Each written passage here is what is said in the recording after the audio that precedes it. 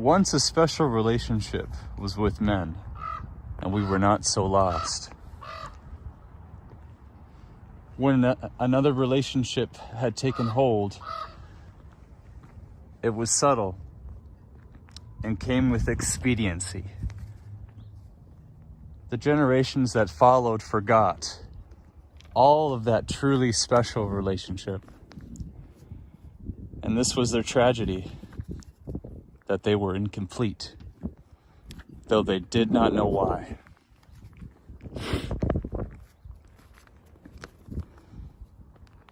Millions had been murdered in order to keep them from regaining the knowing of who they really were and the knowledge they lost long ago.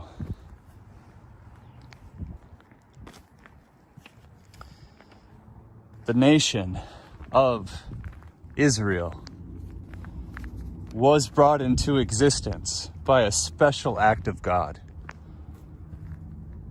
He gave them their name, which means in partnership with God, or to struggle with God. He asked for faithfulness and service in return for promises of surpassing magnitude. But his people proved unfaithful, disobedient, and chose to struggle with God.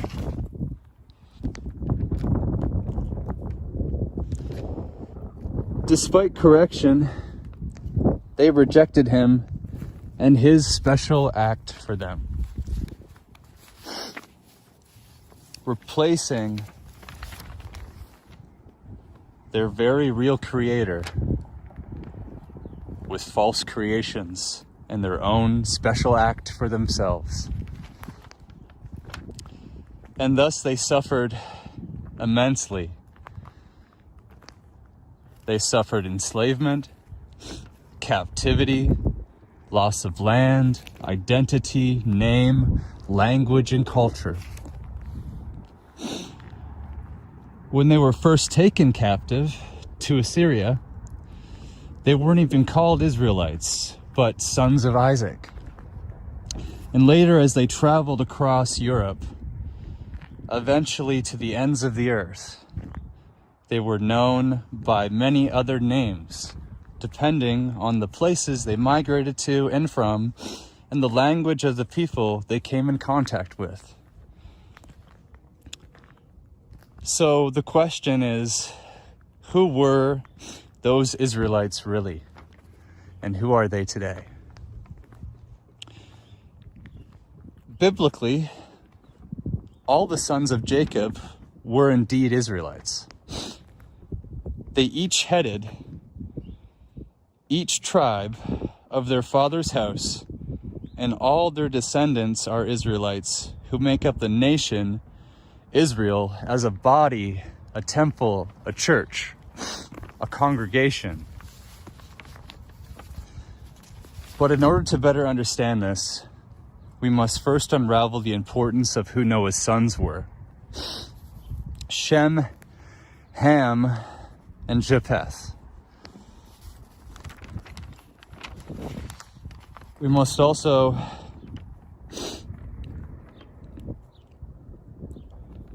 understand these three sons leading up to Abraham, Isaac, and Jacob, because these are God's covenanted people that he chose to make covenants with. So we go back to Noah's sons. But first, you see, the Jewish people in the Israeli-occupied land today were ancestrally known and are still known today as the Ashkenazi. And their history in converting to Talmudic Judaism is rooted in the history of the Khazars, a sort of Russian Turkish people. This is well known. More recent revelations, I think, than past revelations. But biblically, however, Ashkenaz, or the Ashkenazi, Ashkenaz specifically, was a son of Noah. He was Japheth's son. And Japheth, biblically, is the father of the Gentiles. Interestingly enough, Ham was the father of the Hamites, who became the Canaanites,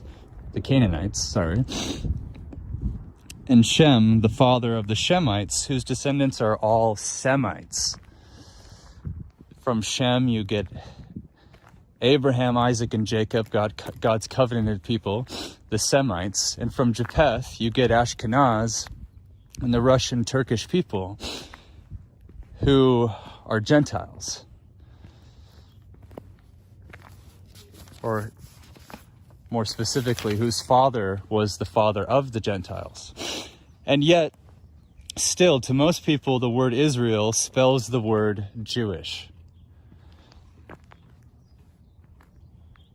Largely, I think, the confusion is due to the misunderstanding that the names Israel, Jew, and Judah are interchangeable.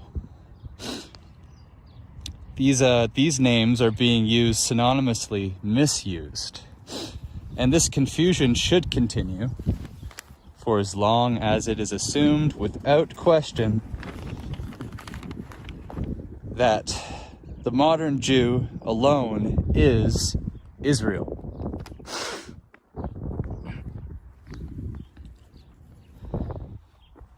When it is nothing short of surety that the Israel of the Scriptures is distinct from the Jewish people. It cannot be stated too strongly, then, that those who do not yet see this fact are in the very alphabet of Bible study, and that the meaning and sense of the majority of the Scriptures is completely shut to their understanding. It is the key by which the entire Bible becomes intelligible. The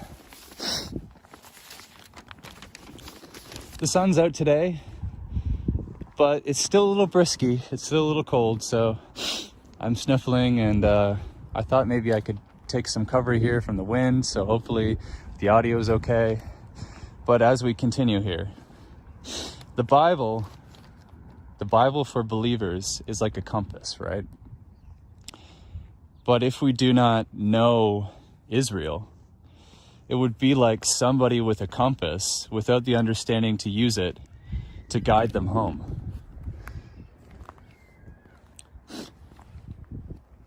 I think the word Israel is used about 2,000 or so times in the Bible, so it's definitely a word worth understanding.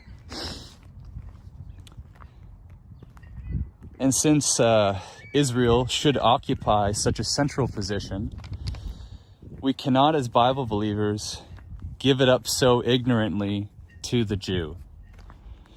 We have become misguided in our leadership, convictions, and responsibilities, sailing into a great storm we are not prepared for. And you can just,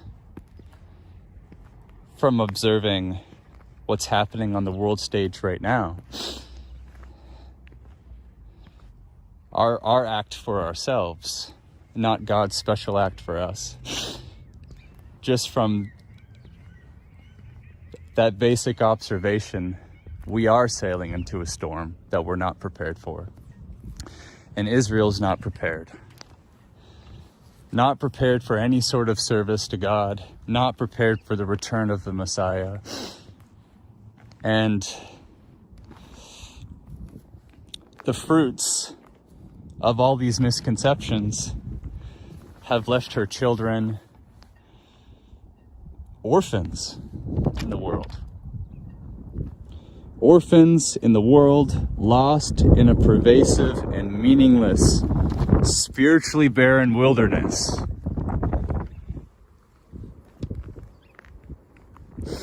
Where passivity and infantilism are the greatest drawbacks of a sterile and degraded people. A pathetic nation we've become. That when the very symptoms of disease was seen, it was believed to be the signs of renewal and blessing. A pathetic nation, a diseased nation. And our only hope is that we humble ourselves before our God, that we have forgotten but has not forsaken us.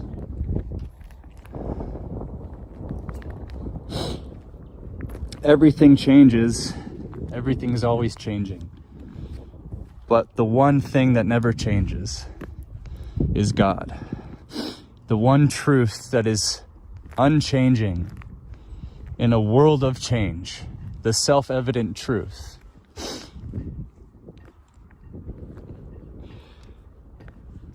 We must learn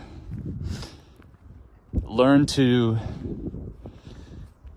distinguish that so we can recognize and see it for ourselves, and our blindness can drop away from us, so our blindness can fade, so we can see, so we can repent, so Israel can be restored to its purpose, which is service to its creator, which was the special act that God made with us, the ancient Israelites, long ago, our ancestors. If my people, which are called by my name, Israel, shall humble themselves and pray and turn from their wicked ways, then will I hear them and will heal their land. First, the Elijah must come to restore all things. Go unto the lost sheep of the house of Israel.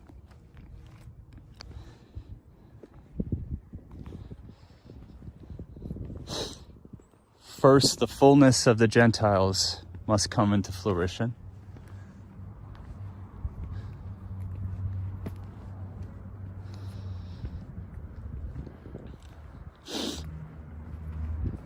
Guess it's time to end the video.